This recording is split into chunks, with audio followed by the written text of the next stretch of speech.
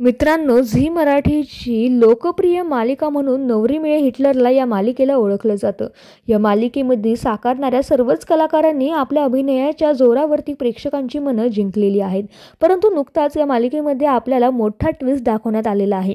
यामध्ये काश्मीर व मनालीला फिरायला गेलेल्या एजे आणि लीला यांच्यावरती खूप मोठे संकट आलेले असते. यामध्ये एजे व लीला हे दोघे एकमेकांना आपल्या प्रेमाची कबुली देत असतात.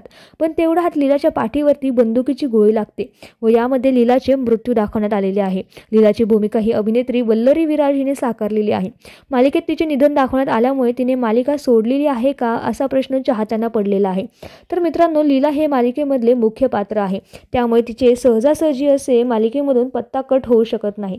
तिचे सुद्धा इतर मालिकेंसारखेच पुनर्जन्म वगैरे नाही तर काहीतरी वेगळे रूप आपल्याला पाहायला मिळू शकतं.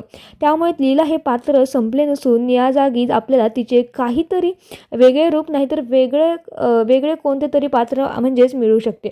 तर मित्रांनो, तुम्ही नवरी मिळे हिटलरला ही मालिका बघता का? तसेच या ट्विस्टबद्दल तुम्हाला काय वाटते आम्हाला कमेंट्समध्ये नक्की कळवा. धन्यवाद.